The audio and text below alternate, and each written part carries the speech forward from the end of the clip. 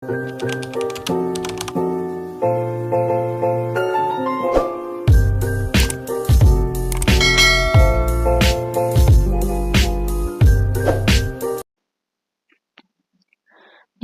Mafia Tampan bab 75. Saya permisi, ucap Nick. Ia ingin keluar dari tempat itu karena khawatir ada setan lewat. Bang, mau kemana sih buru-buru banget? Mending di sini ngopi dulu. Kalau kamu bersedia jadi pacar saya, kamu bisa hidup enak loh. Gini-gini saya ini juragan kos-kosan. Bisa dapat servis plus-plus juga. Coba, nikmat mana lagi yang kamu dustakan? Tanya wanita itu. Nick menggelengkan kepala. Sebagai lelaki normal, tentu ia tergoda kala melihat wanita seksi dengan pakaian minim seperti itu. Namun yang ada di pikirannya saat ini hanyalah Ima. Istrinya jauh lebih seksi dan menggairahkan daripada wanita tersebut. Anda salah orang, saya permisi. Ucap Nick. Kemudian ia langsung meninggalkan rumah itu dan pulang ke rumahnya. Sial, bisa-bisanya ada wanita gila seperti itu. Gumam Nick kesal. Hal yang membuat Nick terpancing adalah karena ia ingat bagaimana penampilan Ima semalam. Sehingga ketika wanita itu bergaya erotis di depan Nick, ia langsung membayangkan istrinya. Sehingga hasratnya pun terpancing. Beberapa saat kemudian Nick sudah tiba di rumah. Ia langsung mengunci motornya dan mengetuk pintu rumah itu. Tuk tuk tuk. Ima heran karena tidak biasanya ada tamu datang. Ia pun langsung mengintip dari jendela dan terkejut saat melihat suaminya ada di sana. Ceklek. Loh, Mas kok udah pulang? Tanyanya bingung. Ia khawatir suaminya itu pulang karena sakit. Nick tidak menjawab ucapan Ima. Ia langsung masuk dan mengunci pintu rumah itu dari dalam. Kemudian ia berkata, Mas lagi pingin banget sayang, ucapnya. Saat itu juga Nick langsung menyerang Ima. Ia tidak menolak. Sebagai istri ia paham apa yang mungkin suaminya lihat di luaran sana. Sehingga ia bersyukur karena suaminya itu pulang ketika sedang berhasrat. Setelah selesai bercinta, Ima baru bertanya pada Nick. Mas kenapa tiba-tiba pulang? Tanyanya. Maaf ya sayang, aku tiba-tiba ingat kamu dan pingin yang kayak semalam. Jadi buru-buru pulang daripada nggak konsen. Jawab Nick. Ia tidak mungkin mengatakan bahwa dirinya baru saja digoda oleh wanita. Nick khawatir, Ima akan gelisah jika ia sedang di luar rumah nantinya. Kok bisa gitu sih? Lagi ngojek sempat-sempatnya mikir ke sana? Tanya Ima. Yah, namanya juga pikiran. Kan gak bisa diatur. Jawab Nick malu-malu. Ya udah, sekarang mau istirahat apa mau ngojek lagi? Tanya Ima. Aku istirahat dulu 10 menit. Habis itu mandi baru berangkat lagi ya sayang. Jawab Nick. Ya udah, nanti mau sekalian makan siang dulu gak? Tanya Ima. Kebetulan saat itu sudah hampir masuk jam makan siang. Boleh. Emang kamu udah masak? Nick balik bertanya. Belum sih. Tapi ada telur. Kalau Mas gak keberatan, nanti aku bikin telur dadar aja. Jawab Ima. Ya udah gak apa-apa, telur dadar juga enak kok. Sahut Nick. Ia tidak keberatan makan apapun. Meski hanya nasi dan telur dadar, asalkan istrinya yang masak, rasanya sudah lebih dari cukup. Ima pun pergi untuk mandi. Kemudian ia memasak telur dadar untuk suaminya. Tak lupa ia menambahkan sosis dan sayuran supaya nutrisinya semakin lengkap. Saat Ima sedang masak, Nick keluar dari kamar. Harumnya, ucap Nick sambil menghampiri Ima.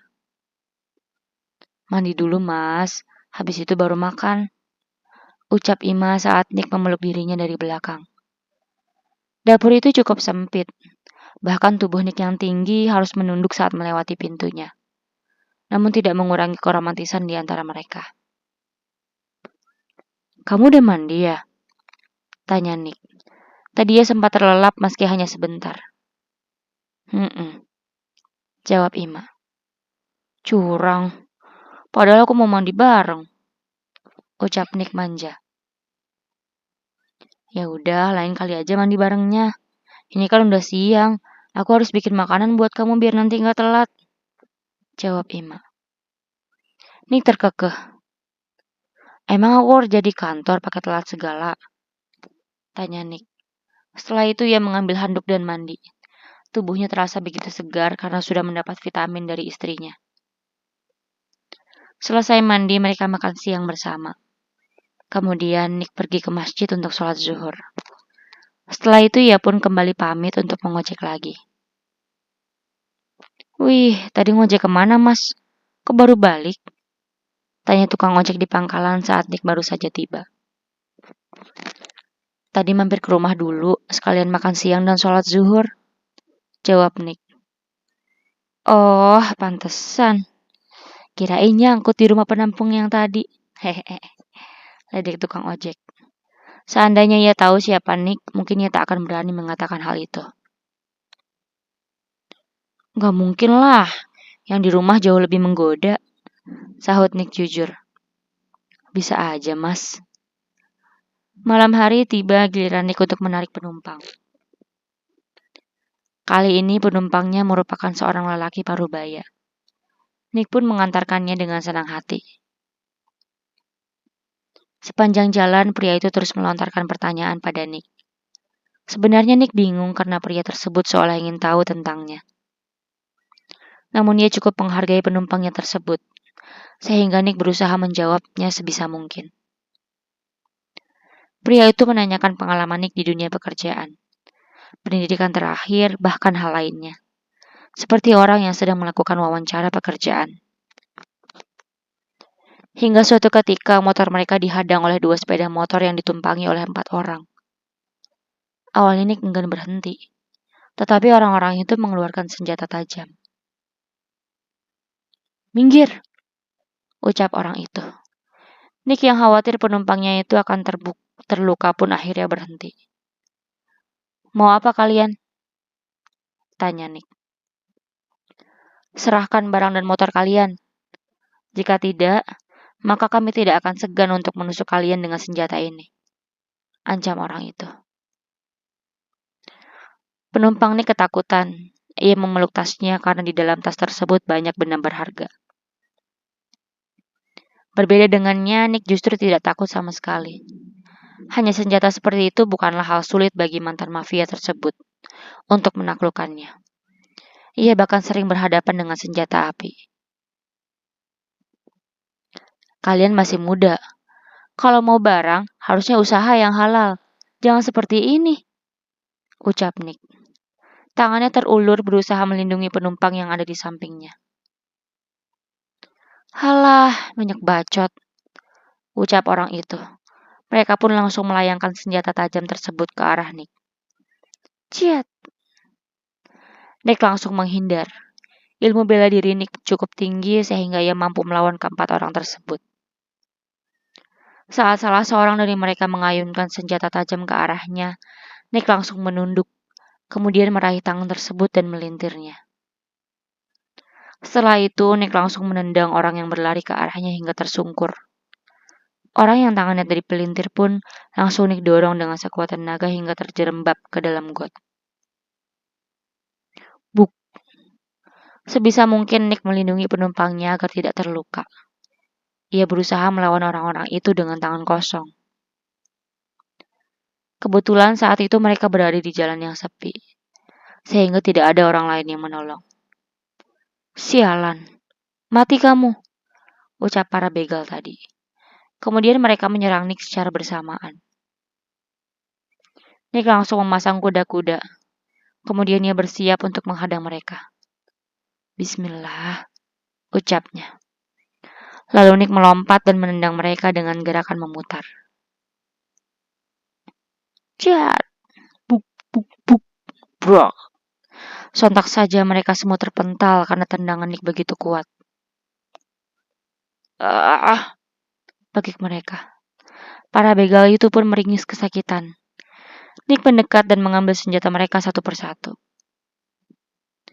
Jangan sembarangan menggunakan senjata, atau justru kalian yang bisa lenyap. Paham? Ucap Nick sambil menakuti mereka dengan senjata itu. Ampun, paham, sahut mereka. Malam ini kalian boleh lolos. Tapi saya ingin menghukum kalian. Lanjut Nick. Ia mengempeskan seluruh ban motor mereka, kemudian membawa senjata tajam itu dan hendak menyerahkannya ke polisi.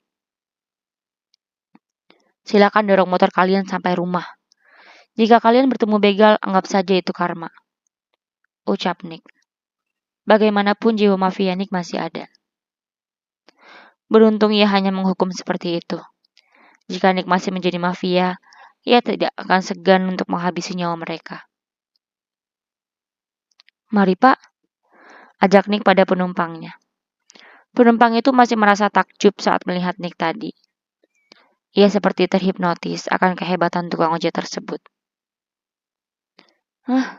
Iya, sahut pria itu.